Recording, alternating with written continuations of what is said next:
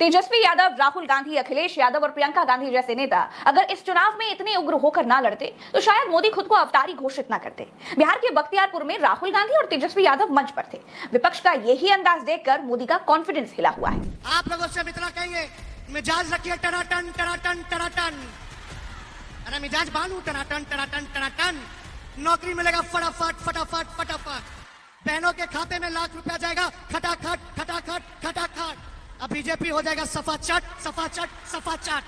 कांग्रेस और लालटेन पर वोट गिरेगा ठकाठक ठकाठक ठकाठक। माले को वोट पड़ेगा ठकाठक, वीआईपी को वोट पड़ेगा ठकाठक।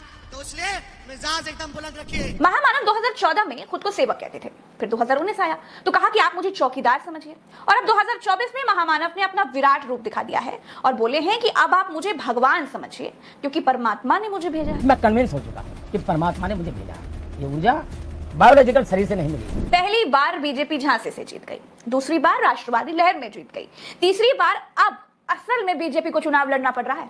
मोदी सिर्फ गद्दी बचाने के लिए चुनाव लड़ रहे होते तो इतना नहीं बौखलाते, वो अपना अस्तित्व बचाने का भी चुनाव लड़ रहे हैं। उनको मालूम है कि अगर इस बार नई सरकार आ गई तो बहुत सारे भेद खुल जाएंगे, बहुत सारी बातें निकलकर सामने आ जाएंगी। महीनों अखबार सिर्फ जांच की खबरों से ही भरे रहेंगे।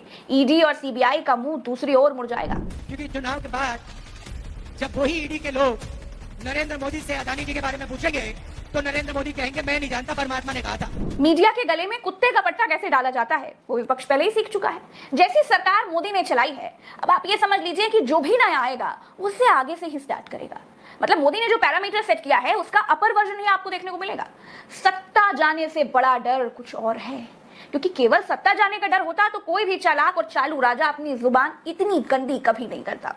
मोदी का डर क्या है, अखिलेश यादव के इस बयान से और समझ लीजिए। 4 जून की जो तारीख है वो न केवल मित्र मंडली को बदलेगी, मित्र मंडली तो बदलेगी, मंत्रिमंडल भी बदलेगा और मंत्रिमंडल के साथ साथ मीडिया मंडल भी बदल जाएगा। दोस्तों, पिछले कुछ चुनावों में ये देखा गया है कि देश की मुस्लिम कम्युनिटी ने बहुत सब्र से काम किया है।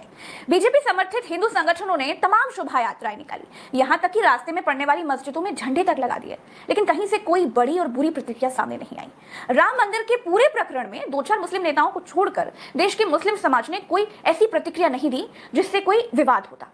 मुस्लिम समाज की तरफ से प्रतिक्रिया न आना बीजेपी को कमजोर करता गया।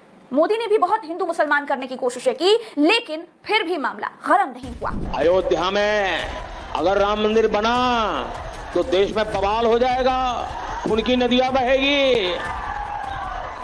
दोस्तों, चुनाव का प्रेडिक्शन करना तो बहुत मुश्किल